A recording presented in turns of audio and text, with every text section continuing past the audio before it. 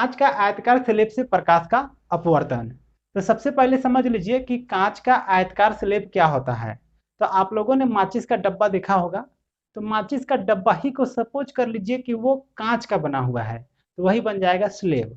तो उसी तरह से देखिए एक स्लेब यहाँ लिया गया है, तो ये स्लेब कैसा होगा थोड़ा सा अंदाजा लग गया होगा आप लोग को, है ना।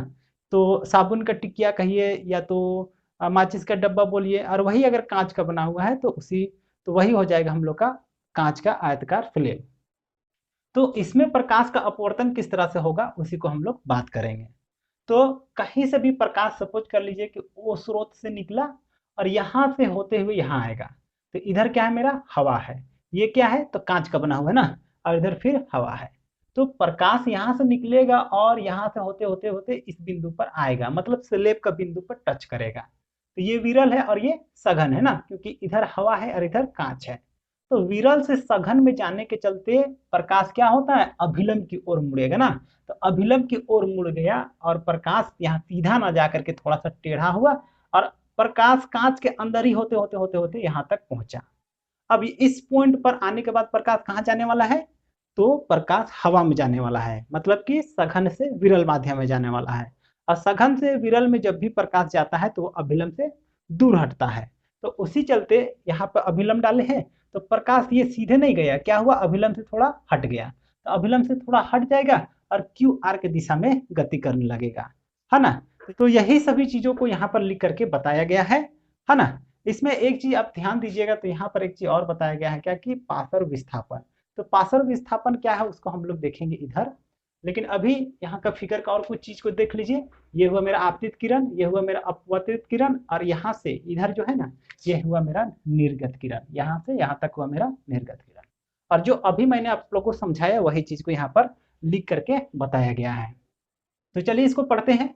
यहाँ पर देखिए लिखे हैं क्या कि किसी स्रोत ओ से निकल कर प्रकाश जब स्लेब के बिंदु पी पर पड़ती है, यहाँ से आया निकल करके आया और बिंदु स्लेब के बिंदु पी पर पड़ती है, तो सघन माध्यम में जाने के कारण यह अभिलंब की ओर मुड़ जाती है ना। सघन माध्यम में जाते समय क्या होता है उसका वेग घट जाता है, इसके चलते वो अभिलंब की ओर मुड़ जाता है और क्यू पी क्यू के दिशा में गति करने लगता है। देखिए इधर गति करने लगता है, देख रहे हैं तीर का चिन्ह भी है, पी क्यू के दिशा में गति करने लगती है। फिर प्रकाश स्लेब के बिंदु क्यू पर पहुंचती है, तो विरल माध्यम में जाने के कारण देखिए प्रकाश ये जो प्रकाश है वो गति करते हुए क्यू पर पड़ेगा, तो विरल माध्यम में जाने के कारण यह अभिलंब से दूर हट जाती है और क्यू आर के दिशा में गति करने लगता है ना, क्यू आर के दिशा में गति करने लगता है। तो कांच का आयताकार स्लेब में प्रकाश का अपवर्तन किस तरह से होता है ये आप लोग को समझ में आ गया होगा। इसमें सबसे ज्यादा पूछता है कि ये पार्श्व विस्थापन होती क्या चीज है। तो चलिए उसी को पहले देख लेते हैं ना कि पार्श्व विस्थापन है क्या। तो ये आपतित किरण को आभासी रूप से आगे बढ़ाइएगा, तो ये एक रेखा बना और ये क्या है मेरा निर्गत किरण है। तो आपतित किरण को आभासी रूप से बढ़ाने से जो रेखा बनेगा वो रेखा और निर्गत किरण के बीच में ये जो विस्थापन हुआ ना, ये जो दूरी आया, इसी दूरी को कहते हैं हम लोग पार्श्व विस्थापन। वही चीज को यहाँ पर लिखे भी हैं। देखिए कि आपतित किरण को आभासी रूप से आगे बढ़ाने से बनी रेखा, ये आपतित में किरण है मेरा, इसको आभासी रूप से आगे बढ़ाए हैं तो उससे बनी रेखा, मतलब कि ये रेखा और निर्गत किरण के बीच का लंबवत दूरी, ये जो निर्गत किरण है इसका एकदम 90 डिग्री वाला जो दूरी है वो हो जाएगा हम लोग का पार्श्व विस्थापन कहलाती है ना। तो पार्श्व विस्थापन क्या है वो आप लोग को समझ में आ गया होगा कि आपतित किरण को आभासी रूप से आगे बढ़ाएंगे वो वाला रेखा और निर्गत किरण के बीच का जो लंबवत दूरी है उसी को कहेंगे हम लोग पार्श्व विस्थापन। ठीक है।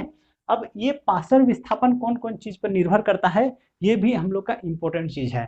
तो चलिए देखते हैं कि ये पार्श्व विस्थापन कौन कौन चीज पर निर्भर करता है। तो पार्श्व विस्थापन निम्नलिखित कारणों पर निर्भर करता है। पहला, स्लेब की मोटाई के समानुपाती होती है।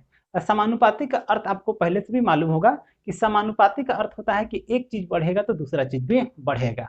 कहने का अर्थ यह है कि अगर स्लेब का मोटाई अब बढ़ाइएगा तो ये जो पार्श्व विस्थापन है ना वो भी बढ़ेगा, तो उसी को बोलते हैं समानुपाती होना। अब अगला है क्या कि आपतन कोण के समानुपाती होती है।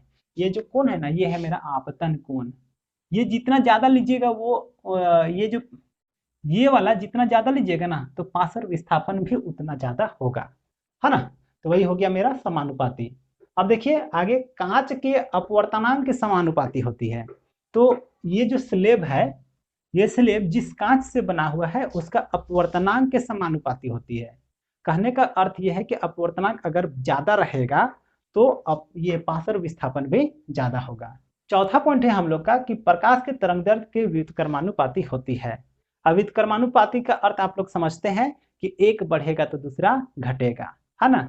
और प्रकाश के तरंगदैर्ध्य के बारे में आप लोग को पहले भी बताया गया है कि अगर आप तरंग इस तरह से फिगर बनाइएगा तो दो ठो शीर्ष या तो दो ठो गर्त के बीच का जो दूरी रहेगा ना, उसी को कहते हैं हम लोग तरंगदैर्ध्य।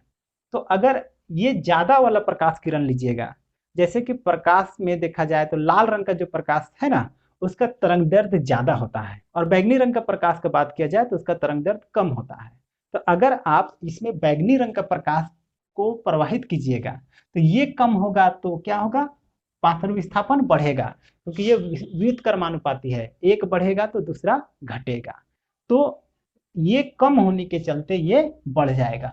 और उसी की जगह अगर आप लाल रंग का प्रकाश लीजिएगा तो लाल रंग का प्रकाश के लिए ये क्या चीज है, तरंगदैर्ध्य ज्यादा है, इसके चलते पार्श्व विस्थापन जो होगा वो कम होगा। तो उम्मीद करते हैं कि ये चीज आप लोग को समझ में आ गया होगा कि पार्श्व विस्थापन जो होता है वो प्रकाश के तरंगदैर्ध्य के व्युत्क्रमानुपाती होती है। आज के लिए इस वीडियो पर इतना ही।